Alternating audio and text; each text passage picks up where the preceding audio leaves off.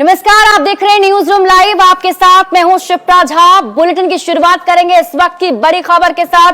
बड़ी खबर आपको दिल्ली से बता दें, जहां लालू परिवार को लैंड स्कैम मामले में बड़ी राहत मिली है। इसमें अंतरिम जमानत राबड़ी देवी, हेमा यादव और मीसा भारती को कोर्ट की तरफ से दी गई है।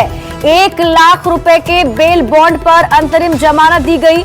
आपको बता दें, दिल्ली की राउज एवेन्यू कोर्ट 28 फरवरी को इस मामले की सुनवाई अब करेगा। तो इस वक्त की बड़ी खबर आपको दिल्ली से बता रहे हैं, लैंड फॉर जॉब से जुड़ा ये पूरा मामला, जिसमें लालू परिवार को बड़ी राहत मिली है। राबड़ी देवी, मीसा भारती और हेमा यादव को अंतरिम जमानत मिल गई है। 1 लाख बेल बॉन्ड पर अंतरिम जमानत दी गई। दिल्ली की राउज एवेन्यू कोर्ट अब इस पूरे मामले पर 28 फरवरी को सुनवाई करेगा।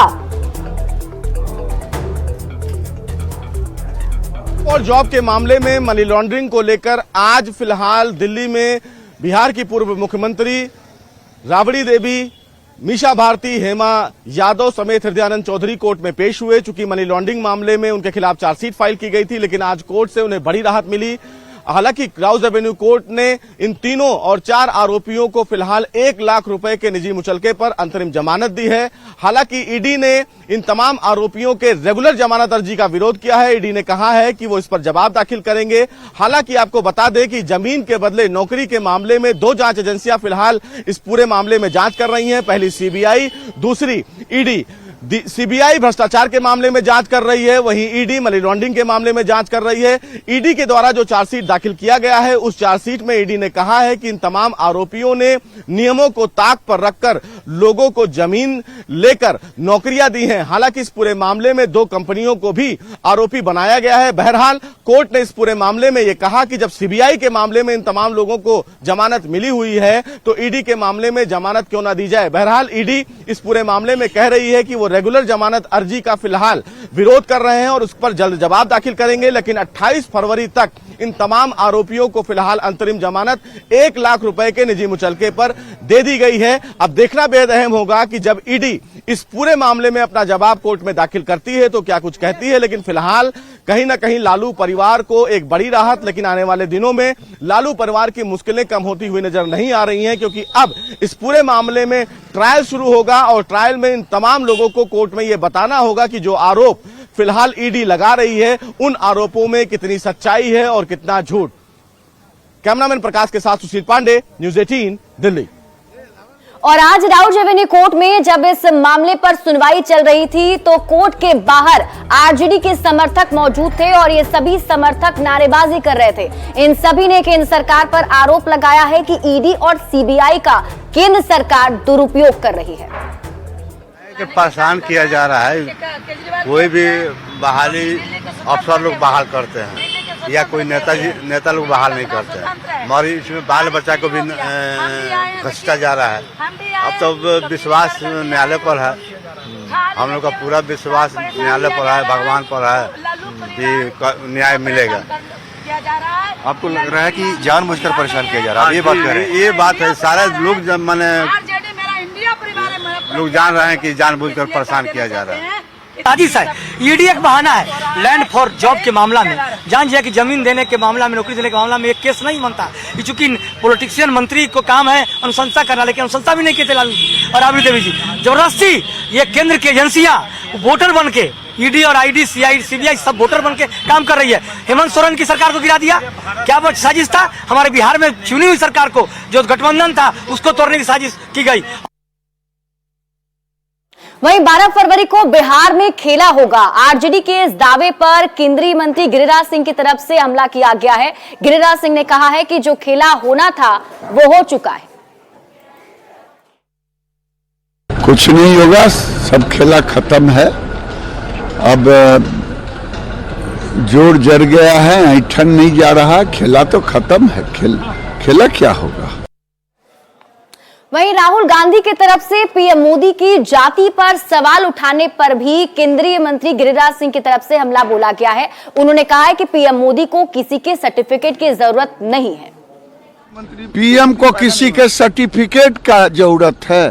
पहले वो तो बता दे कि वो क्या है, हिंदू हैं कि पारसी हैं कि सिख है कि ईसाई हैं।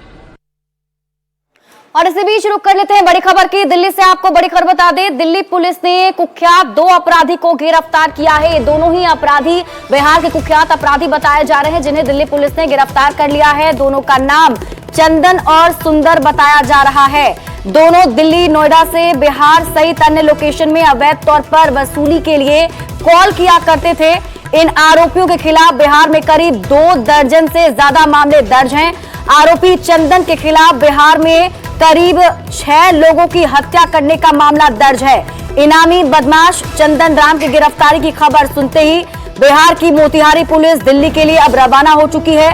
बिहार में 50,000 रुपए के इनामी बदमाश को बिहार पुलिस अब ट्रांजिट रिमांड पर बिहार लेकर जाएगी।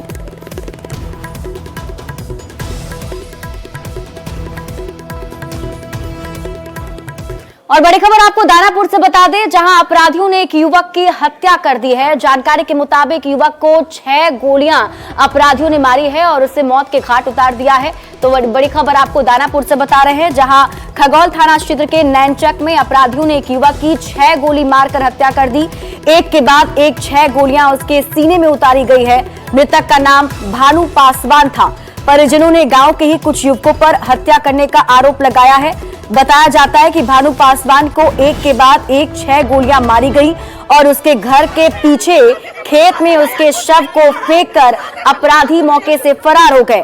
वारदात के बाद परिजनों में कोहराम मच गया है और परिजन कड़ी कार्रवाई की मांग कर रहे हैं। अभिषेक नाम का लड़का है, ब्याह किया कि रात को इधर पता नहीं क्या क्या कर रहा था, यहीं पे था। और पापा पार्टी में गए थे, तो पार्टी में से आ रहे थे, तो वहाँ पे पापा को मार कर 3 गोली सर में मारा गया और 3 गोली पेट में मारा गया और मार के वहाँ पे मार दिया गया है। किसके द्वारा मारा गया है? नीरज कुमार, अभिषेक कुमार और उसका फादर है अशोक कुमार। काहे के लिए मारा है? देखिए मिट्टू, बुच्चे, नीरज, कल्लू, अशोक पासवान, ये सब मिल के भाई को मर्डर कर दिया है। किस बात को लेकर विवाद था? एक्सीडेंट हुआ था, एक्सीडेंट में उसका भतीजा मारा गया था। एक्सीडेंट हुआ था? हो गया 4 महीना पहले। हाँ। इसी के चलते हमको भाई को मार दिया। और कटिहार में प्रशासन ने एक फर्जी शिक्षक को गिरफ्तार किया है। बताया जा रहा है कि बीपीएससी फेज 2 की काउंसलिंग चल रही थी और इस दरमियान जब एक अभ्यर्थी वहां पहुंचा, जिस पर अब जांच पड़ताल की गई, तो जांच पड़ताल के दौरान ना तो शिक्षक अभ्यर्थी के अंगूठे के निशान मैच करते हुए नजर आए, ना ही उनका चेहरा मैच किया। जब प्रशासन ने उसे खदेड़ कर पकड़ा तो अफरा तफरी मच गई। फर्जी शिक्षक अभ्यर्थी के कबूलनामे में भी चौंकाने वाली बात सामने आई है। अभ्यर्थी ने बताया है कि परीक्षा के समय उसके पिता ने किसी दूसरे व्यक्ति को परीक्षा में बिठा दिया था। फिलहाल शिक्षा विभाग के अधिकारी मामले की जांच में जुटे हुए हैं। हम इंफॉर्मेशन के लिए सर थंब देने के लिए आए थे। क्या चीज का थंब? वेरीफाई का। किस चीज के लिए, किस नौकरी के लिए? शिक्षक के लिए। अच्छा, कहाँ से फॉर्म भरे थे? मधुबनी से। कौन सा जिला? मधुबनी जिला। अच्छा, मधुबनी जिला से फॉर्म भरे थे। आप पास कर गए थे? जी। पास कर गए थे? जी सर। बीपीएससी वाला? जी। बताइए। जी सर। अच्छा, कैसे इसमें कैसे फर्जीवाड़ा कैसे किए हैं? क्या हुआ, पूरा घटना बताइए। ये मैं बाहर चला गया था, फॉर्म भर के डाल दिया था। मेरा पिताजी अब कोई दूसरे टीचर को या कोई किसी को बैठा के पास। हाँ, एक मामला आया है, जांच चल रही है। क्या उसकी पुष्टि हो गई वो फर्जी है? बायोमेट्रिक में तो थंब में वेरिफिकेशन में नॉट वेरीफाइड आया है और वो भी एक्सेप्ट कर रहा है क्या कि मैं सही कैंडिडेट नहीं हूँ। जांच हो रही है, कार्रवाई होगी। और बेतिया के वाल्मीकि टाइगर रिजर्व में इन दिनों प्रवासी पक्षियों से गुलजार हो उठा है और वहां से बेहद ही खूबसूरत तस्वीर सामने आ रही है। और इन पक्षियों के आने के बाद से वन विभाग भी काफी उत्साहित नजर आ रहा है। ये रिपोर्ट देखिए।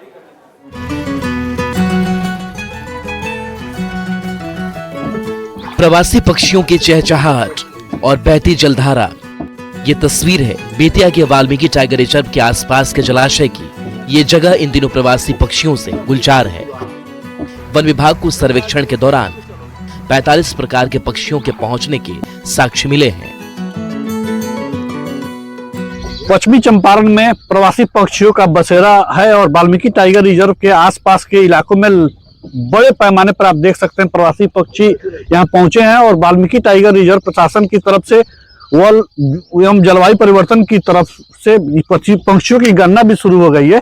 तो करीब 40 प्रजातियों के प्रवासी पक्षियों के यहाँ साक्ष्य मिले हैं। तो आप तस्वीरों के माध्यम से देख सकते हैं कि हम बेतिया के सरियामन की तस्वीर दिखा रहे हैं आपको, जहाँ देख सकते हैं कि बड़ी संख्या में प्रवासी पक्षियों का बसेरा है और वाल्मीकि टाइगर रिजर्व प्रशासन की तरफ से इन पक्षियों की गणना का कार्य भी शुरू हो गया है और करीब 40 प्रजाति के प्रवासी पक्षी पाए गए हैं और जिसे वन विभाग ने अपने कैमरों में भी कैद किया है। तो यह बड़ी सुखद खबर है बिहार के लिए, खासकर वाल्मीकि टाइगर रिजर्व के इलाके के लिए। तो वन विभाग के जो आंकड़ा सामने आए हैं उसके हिसाब से बेतिया के सरियामन, दरुआबारी और गंडक के तमाम ऐसे इलाके हैं जहां पे प्रवासी पक्षियों ने अपना डेरा डाल रखा है। तो तस्वीरें हम आपको दिखाने की कोशिश कर रहे हैं। देखिए किस तरह झुंड के झुंड प्रवासी पक्षी इस वाल्मीकि टाइगर रिजर्व के मनोरम वादियों में पहुंच रहे हैं और अपनी क्रीड़ा से सबका मन मोह रहे हैं। पक्षियों के संरक्षण को लेकर मुहिम रंग लाई है। वन एवं पर्यावरण विभाग एशियन वाटर बर्ड सेंसस 2024 को लेकर उत्साहित है। प्रवासी पक्षी और जो यहाँ के इनलैंड बर्ड्स हैं दोनों पाई जाती है। अभी हम लोगों ने 31 जनवरी से लेकर 3 फरवरी तक प्रवासी पक्षी के साथ साथ एशियन वेटलैंड बर्ड्स का काउंटिंग कराया था, जिसके अंदर पूरे जिले के अंदर काउंटिंग कराया गया, जिसमें उदयपुर, गंडक क्षेत्र और दरुआबारी और लालसरिया लिया गया था। सबसे ज़्यादा जो पक्षियों की प्रजाति पाई गई है वो गंडक में पाई गई है, लगभग 45 पक्षियों की प्रजाति पाई गई है। वाल्मीकि टाइगर रिजर्व की जो पक्षियों की गणना है, इसके बाद इनको संरक्षण के दिशा में भी कई नए नियम बनाने की तैयारी चल रही है। तो कुल मिलाकर कहें तो वाल्मीकि टाइगर रिजर्व इन दिनों प्रवासी पक्षियों से पूरी तरह गुलजार है। मुन्ना राज, न्यूज 18, बेतिया। और बिहार में एक बार फिर से बड़े पैमाने पर शिक्षक बहाली का विज्ञापन जारी कर दिया गया है। बीपीएससी की तरफ से फेज 3 का विज्ञापन जारी किया गया है और कल से ही फॉर्म भरने की प्रक्रिया भी शुरू हो जाएगी। ऐसे में शिक्षक अभ्यर्थी इस बार कोई भी मौका छोड़ना नहीं चाहते हैं, कोई भी कोर कसर नहीं छोड़ना चाहते हैं। अभ्यर्थियों की मांग है कि सरकार इस बार डोमिसाइल लागू करे, क्योंकि अगस्त की जगह अचानक मार्च में परीक्षा की घोषणा से तैयारी पर असर पड़ रहा है। अभ्यर्थियों से बात की है संवाददाता रजनीश कुमार ने।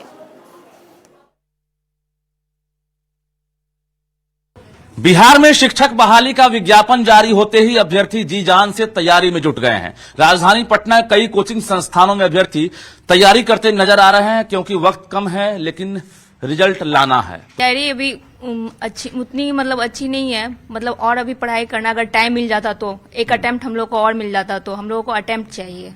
अच्छा, कितनी बार? तो सर एक बार जी सर बस अपने कोशिश में लगे हुए हैं और जितना टाइम है उसमें ही हर चीज को करना है सर, बस कम समय में ज्यादा लाना है नंबर। हाँ सर, जितना कर सकते हैं, रात दिन लगा के पढ़ाई कर रहे हैं। अगस्त में सर परीक्षा होगी, लेकिन समय को बदल कर सर मार्च में परीक्षा हो गए, तो इस पर सर समय को बढ़ाया जाना चाहिए सर।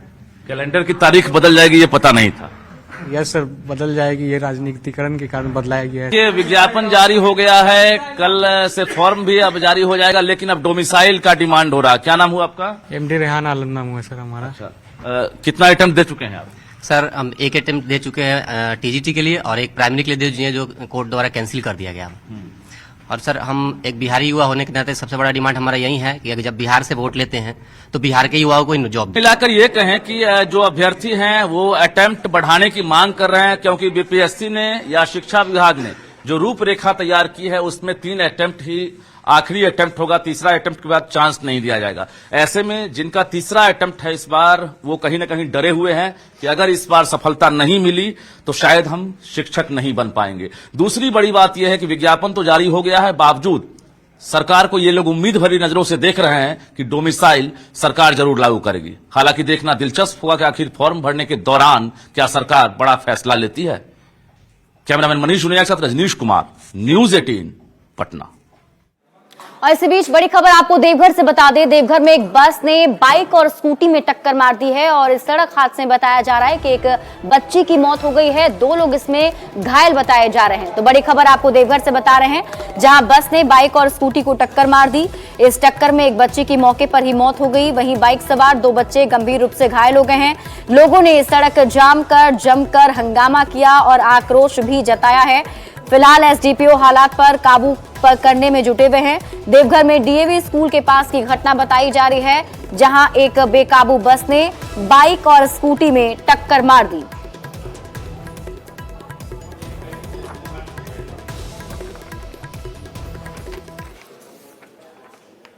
अगली खबर आपको औरंगाबाद से बता दें। औरंगाबाद में मंडल कारा जो पुराना भवन है, वहां से करीब इस लाखों की संपत्ति की चोरी की खबर मिल रही है।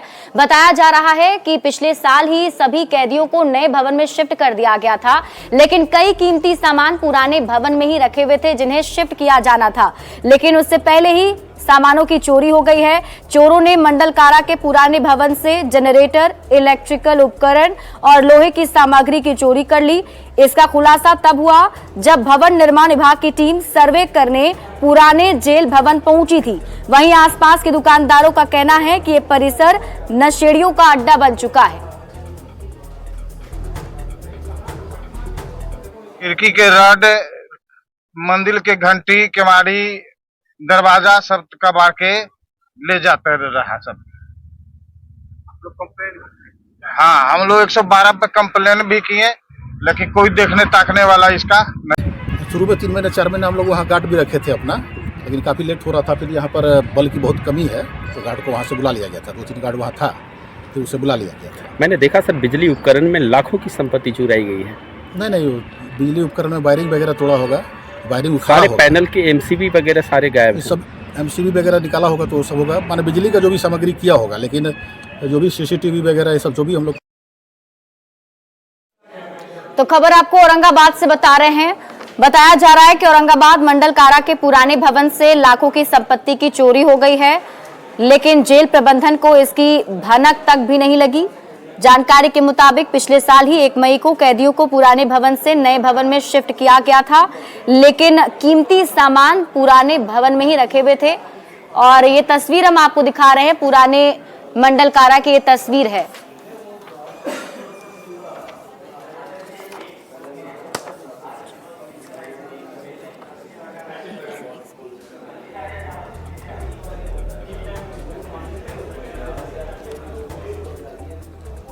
और अब आपको एक अनोखी शादी कार्ड दिखाते हैं। दरअसल बीएचयू के फाइन आर्ट्स के एक छात्र ने ये अनोखी वेडिंग कार्ड बनाई है, आप खुद देखिए।